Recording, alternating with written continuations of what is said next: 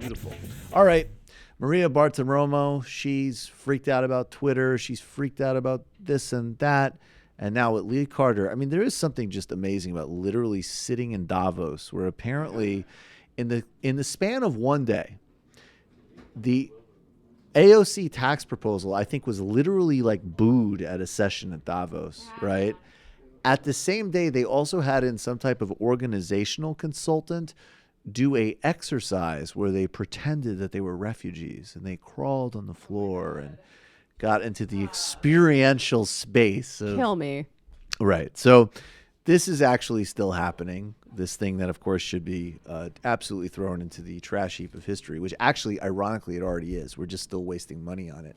This is Maria Bartiromo. She's in Davos with Lee Carter the Lesser, and they're bitching. And actually, well, maybe I should say, maybe not. Maybe he'll turn out to be cool, though I doubt it. Oh, that's definitely Lee Carter the Lesser. Okay. Lee Carter the Lesser is a Republican pollster, I believe. And they are going to all have another conniption about AOC.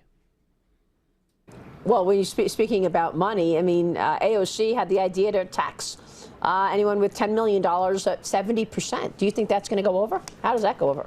So it goes over well with a segment of the Democratic base, and we actually have a new poll that shows most Democrats would be willing to vote for her, or to consider voting for her for president if she was old enough. Obviously, she isn't. For president?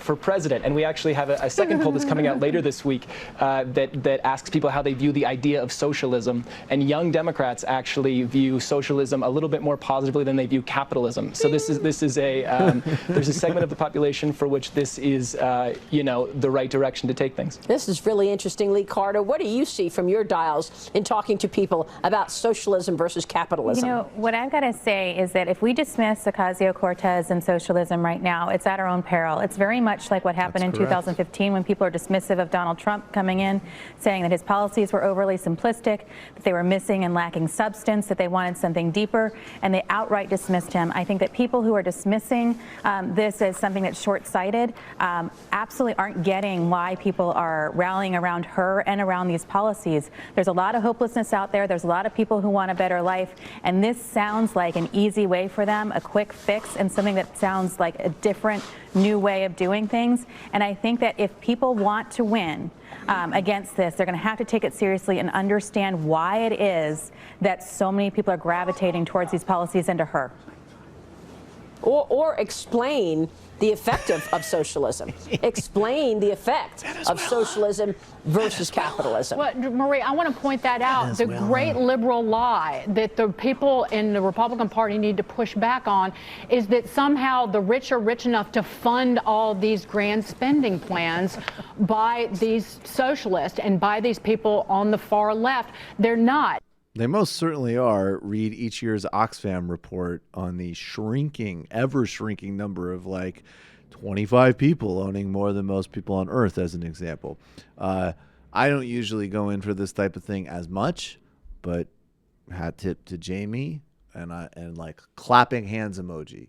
We're not liberals. You said it yourself. We're socialists, and we don't want to just tax it. We want to take all your shit. So, yeah. But what is astonishing about that, and actually, she's still Lee Carter the Lesser, but she's sort of okay, as particularly if you're a Republican, you should be listening to her strategic advice. Although I don't know how you circle that square.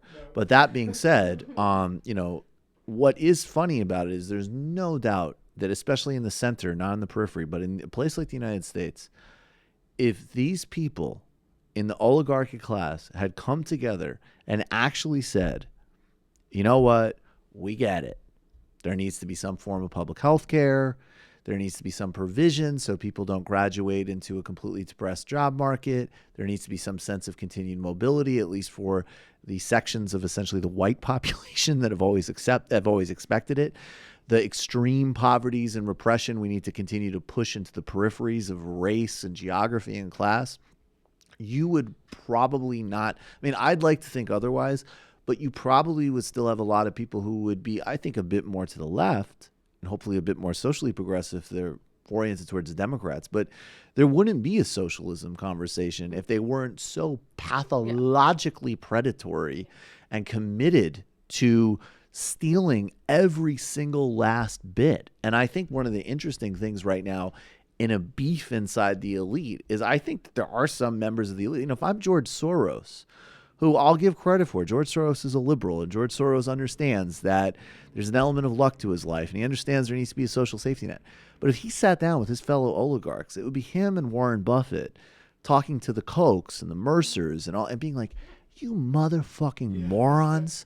Like, we literally were getting away with having multiple homes and being billionaires, which no matter how good a person you are, just shouldn't exist. It's incompatible with life on earth and democracy. But we were getting away with it.